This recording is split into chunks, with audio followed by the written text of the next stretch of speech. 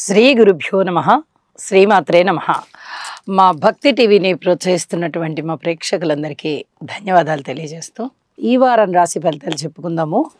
ముందుగా గ్రహస్థితులు 8 జూన్ 2025 నాటి గ్రహస్థితులు మేషంలో శుక్రుడు, వృషభంలో రవి గారు, అలాగే బుధ గురులు ఇద్దరు మిథున రాశిలో, కుజకేతువులు సింహరాశిలో, చంద్రుడు తులారాశిలో, రాహు కుంభరాశిలో, శని గారు వచ్చేసి మీనరాశిలో.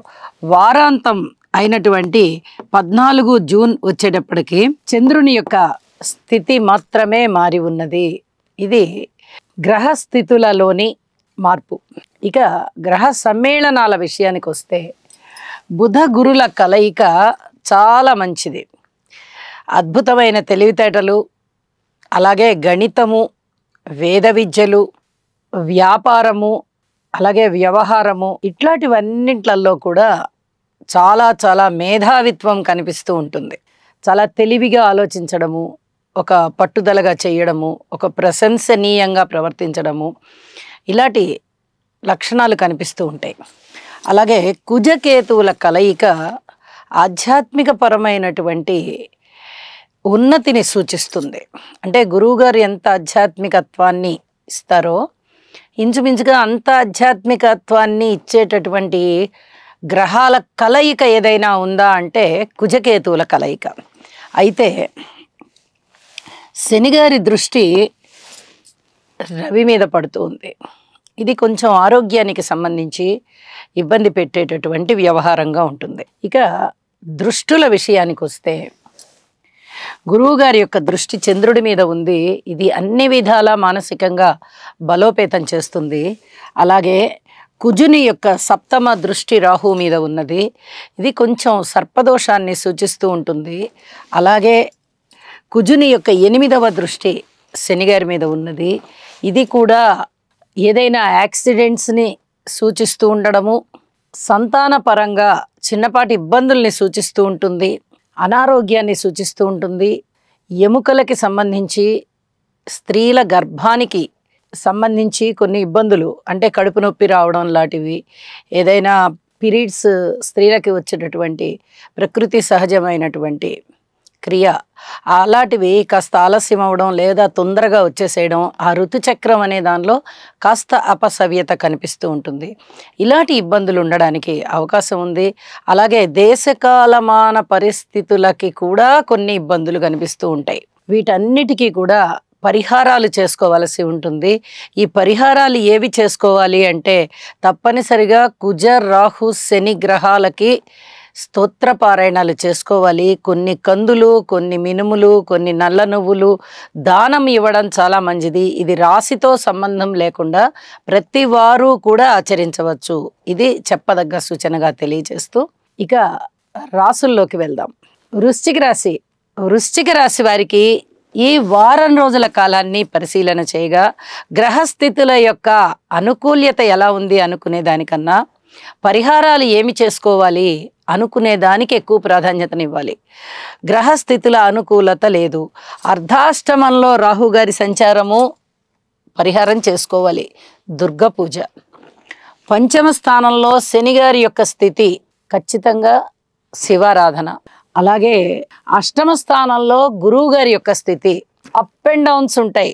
ఒక్కసారి ధనం వచ్చినట్టే ఉంటుంది, ఆశ పెడుతుంది మిమ్మల్ని, ఇంకా ఎక్కువ పోగొట్టడానికి అది నాంది అనమాట. అతి జాగ్రత్తలు తీసుకోవాలి. దత్తాత్రేయ పూజ చేసుకోండి.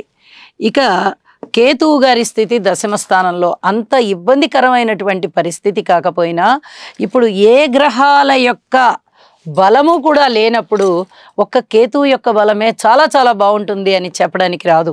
అందువల్ల ఇక్కడ కేతువు గారికి కూడా గణపతి పూజ చెయ్యండి. ఇవన్నీ కూడా చెప్పదగినటువంటి సూచనలు అవుతూ కుజగ్రహ స్తోత్రాలు, రాహుగ్రహ స్తోత్రాలు, శనిగ్రహ స్తోత్రాలు కూడా పఠించాలి. ఇక అన్ని రకాల జాగ్రత్తలు తీసుకోవాల్సిందే. ఇక 1, 2, 3 అని చెప్పడానికి రాదు. కుటుంబ రీత్యా తీసుకోవాలి, అన్నదమ్ముల రీత్యా తీసుకోవాలి, అలాగే మాతృవర్గ రీత్యా తీసుకోవాలి, సంతాన రీత్యా తీసుకోవాలి, రుణాల రీత్యా తీసుకోవాలి, భార్యాభర్తల అనుబంధ రీత్యా తీసుకోవాలి, వ్యాపార వర్గాల రీత్యా తీసుకోవాలి, ఉద్యోగ రీత్యా తీసుకోవాలి. ఇక అన్ని అంశాలు తీసుకోవాలన్నట్టే కదా. ఇంకొక ముఖ్యమైన సంగతి ఏమిటి అంటే విద్యార్థులు, తమ యొక్క విద్యాభ్యాసాన్ని ఇంకా కొంచెం అభ్యాసాన్ని పెంచాలి.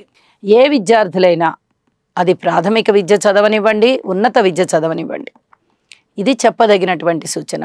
కార్మికులు, కర్షకులు, నేత పనివారు, చేతి వృత్తుల వారు ఇచ్చది వారందరూ కూడా ఇంకా కొంచెం శ్రమ పెరిగేటట్టే ఉంది తప్ప వీరికి తగ్గేటట్టుగా లేదు. ప్రణాళికలు వేసుకోండి, మనం ఎప్పుడెప్పుడు ఏ విధంగా శ్రమ పడాలి అని.